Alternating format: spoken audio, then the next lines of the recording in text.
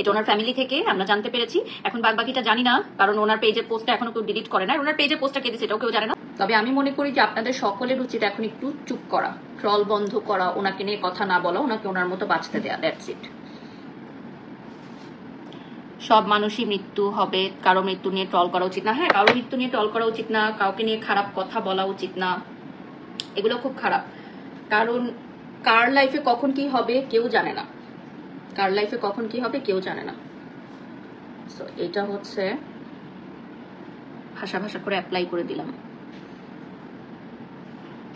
বর্ষা চৌধুরী নিজেই তো নিজের মৃত্যুর মিথ্যা পোস্ট দিয়েছে, সেটা অপরাধ হলো না, আর যারা শেয়ার করেছে সেটা অপরাধ হলো কিভাবে? কি বলবো বলেন এখন? ওনাকে উচিত সবার বয়কট করা, ওনার বাচ্চারা ভালো কিছু শিখবে না ওনার থেকে। সৈয়দ মুন্না, আচ্ছা ওনার বাচ্চাদেরকে নিয়ে আমি কোনো কমেন্টস করতে চাই না, ঠিক আছে? কে কার বাচ্চাকে কিভাবে বড় করবে এটা তার পার্সোনাল ইস্যু। ওনাদের আরো ফ্যামিলিতে আরো মুরব্বীরা আছেন, ওনারা এই বিষয়গুলো দেখবে। একজন পোস্ট করেছে যে বর্ষা চৌধুরী মারা গেছে, তার বিরুদ্ধে আইনি ব্যবস্থা নিবে, তো সে বর্ষা চৌধুরী নিজেই তো পোস্ট নিয়েছে, তাহলে ওনাকে দিয়ে কি আইনি সাজা দেওয়া উচিত? আচ্ছা আমি জানি না কে কি বলছে। আসলে বর্ষা চৌধুরীকে নিয়ে কোনো কথাই বলা উচিত না, ওনাকে নিয়ে ভালো কথা বললেই উনি আসলে একটা ফালতু চ্যাপ্টার। এখন আপু বিষয়টা হচ্ছে যে একটা মানুষকে অনেকবার সুযোগ দিয়েছেন, আপনারাও দিয়েছেন না, আমিও দিয়েছি, এবং কিন্তু আমার সাথে উনি যা যা করছে এগুলো আমি কখনোই সোশ্যাল মিডিয়াতে এসে বলি নাই, কখনোই বলি নাই। উনি বিভিন্ন ব্র্যান্ডসে গিয়ে আমার নামে কি কি যে আজে বাজে কথা বলছে। আমি আজকে এটা বলতেছি, যদি উনি মারা যাইতো তাহলে হয়তো তাও আমি বলতাম না যে মারা গেছে মৃত ব্যক্তিকে নিয়ে কথা না বলি, যেহেতু উনি মারা যান নাই। দ্যাটস আমি বলতেছি যে উনি বিভিন্ন ব্র্যান্ডসে গিয়ে আমার নামে অনেক আজে বাজে কথা বলছে, ব্র্যান্ড ওনার্সদেরকে। তো ব্র্যান্ড ওনারা তো জানে ওনার স্বভাব কি, ব্র্যান্ড ওনারা আমাকেও চিনে, সো ওনারা এগুলো ট্রাস্ট করে নাই, কিন্তু আমার কান পর্যন্ত আসছে। সো আমার খুবই খারাপ লাগছে যে সেম ইন্ডাস্ট্রিতে কাজ করে, সেম প্ল্যাটফর্মে কাজ করে আমাকে নিয়ে সে এত বাজে কথা কিভাবে, যেখানে আমি তার ফ্রেন্ডও না, যেখানে সে আমাকে ভালোভাবে চিনেও না। তো আমি জাস্ট তাকে ইগনোর করে গেছি, অল দ্য টাইম আমি তাকে ইগনোর করে গেছি, ঠিক আছে? সো আজকে যখন এই নিউজটা পাইলাম তখন আমারও খারাপ লাগছে, আমারও অনেক খারাপ লাগছে, কারণ আমি এরকম একটা মানুষ যে আমার শত্রুরও যদি কোনো ক্ষতি হয় সেটা তো আমার খারাপ লাগবে। আমি খুবই সফট হার্টের একটা মানুষ। এখন এটা হয়তো আমার ফল্ট, আমি অন্যদের মতো এরকম হতে পারি না, এটা আমার ফল্ট।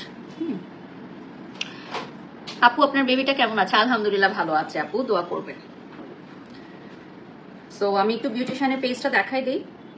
আমি আজকে একটা শর্ট লাইভ নিয়ে আসছি আপনাদের সামনে।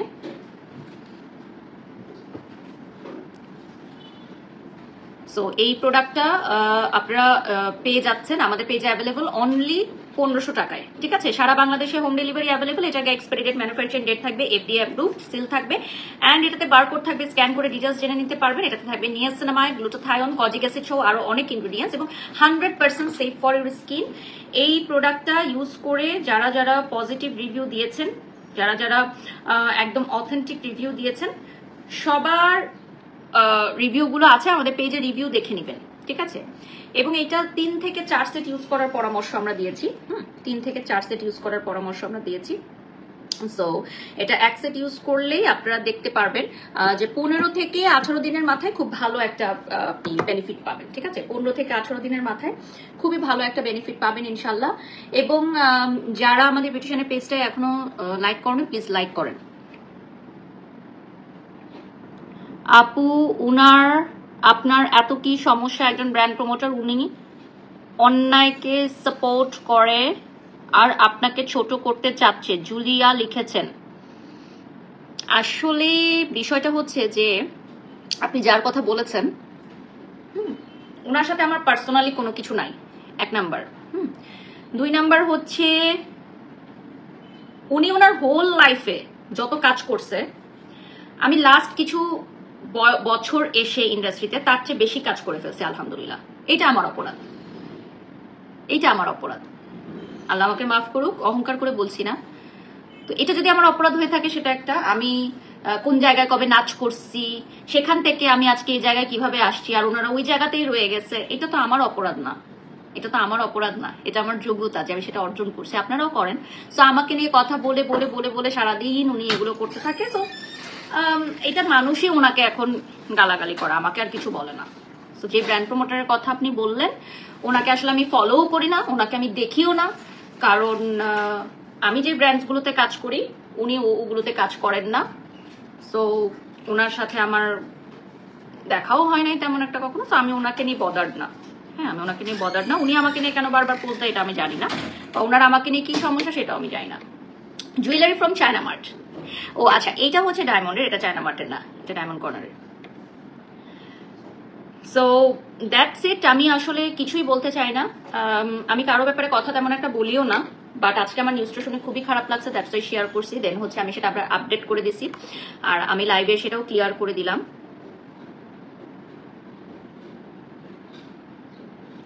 আখি আলম, আমি কি কারণে ভয় পাবো এটা একটু আমাকে জানাবেন, এটা একটু ক্লিয়ার করবেন, মানে আমার ভয় পাওয়ার রিজনটা কি এটা একটু আমাকে জানাবেন, ঠিক আছে? ও, আমি হয়তো ক্যাপশনটা চেঞ্জ করে দিব। হ্যাঁ, কারণ হচ্ছে এটা যেহেতু একটা প্রমোশনাল লাইভ, সো আমি ক্যাপশনটা এডিট করে দিব। বাট আমি এই ক্যাপশনটা দিয়ে কেন আসছি, কারণ আমাকে বলা হয়েছে যে আপনি লাইভে গিয়ে এটা ক্লিয়ার করে দেন। সো আমি ক্লিয়ার করে দিলাম। অ্যান্ড আপু, তোমাকে আগের থেকে অনেক ফর্সা লাগছে। আমি কিন্তু কোনো রিং লাইটের সামনে লাইভ করতেছি না। হ্যাঁ, এক্সট্রা লাইটস এর সামনেও লাইভ করতেছি না, জাস্ট হচ্ছে আমার ভ্যানিটির সামনে বসে লাইভ করতেছি। সো আমি জানি না আমাকে কতটা ব্রাইট লাগতেছে, বাট এটা ন্যাচারালি আমি এরকম, যারা আমাকে সামনাসামনি দেখছেন তারা জানেন, ঠিক আছে?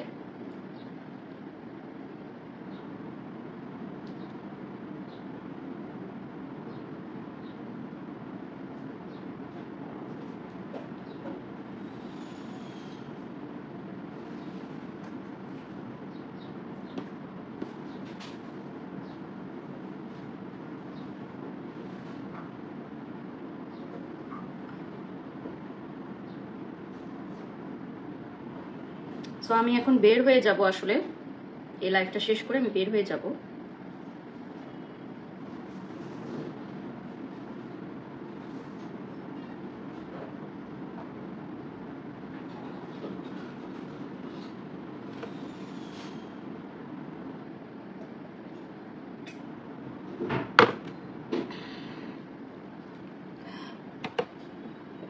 তো এটার স্ক্রিনশট নিয়ে নেবেন। মাশাআল্লাহ, মেকআপ ছাড়া বেশি সুন্দর Sheikh Sinha, thank you so much আপু। এটা অর্ডার করে ফেলবেন, গ্লুটাকোজিন নাইট ক্রিম, যার যার ভালো লাগে। আর আপনারা জানেন যে আমাদের এই প্রোডাক্টটার প্রাইস হচ্ছে 2000 টাকা, বাট রাইট নাও মাত্র 1500 টাকায় পেয়ে যাচ্ছেন। অনেক অনেক কমেন্টস আসছে, আমি আসলে পড়তে পারতেছি না। না, উনি মারা যাননি, উনি এখনো জীবিত আছেন, চিকিৎসারত অবস্থায় আছেন। আল্লাহ ওনাকে সুস্থতা দান করুক। এটা ওনার ফ্যামিলি থেকে আমরা জানতে পেরেছি। এখন বাকিটা জানি না, কারণ ওনার পেজের পোস্টটা এখনো কেউ ডিলিট করে না। ওনার পেজের পোস্টটা কে দিচ্ছে এটাও কেউ জানে না। তো পেজের পোস্ট দেখেই হচ্ছে আমরা জানছি, আর ওনার ফোন বন্ধ। আচ্ছা, তানহা লিখেছেন মুন্না খানকে গেস্ট করে যে শো করলেন ওটা কি ছিল? ওটা আমার প্রফেশন ছিল, ওটা আমার জব ছিল। আমি ডাঙ্গুলি এন্টারটেনমেন্টসে জব করি অনেক, প্রায় 1 বছর উপরের সময় হলো। সো ওই প্রোগ্রামে আমাদের গেস্ট লিস্ট অফিস থেকে আসে। So that's it. সো আমার শত্রুকেও যদি হট সিটে বসানো হয় আমি উপস্থাপনা করব, কারণ আমি খুবই প্রফেশনাল একটা মানুষ, ঠিক আছে? That's it. এবং এই জন্য আমাকে পে করা হয়। That's it, very true.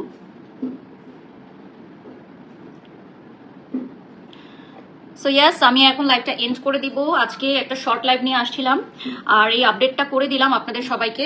আমাদের গ্লুটাকোজি নাইট ক্রিম সারা বাংলাদেশে অর্ডার নেওয়া হচ্ছে। এখন নিউ স্টক চলে আসছে, নিউ শিপমেন্ট। স্টক আউট হওয়ার আগেই অর্ডার করে ফেলুন, ঠিক আছে? স্টক আউট হওয়ার আগেই অর্ডার করে ফেলুন।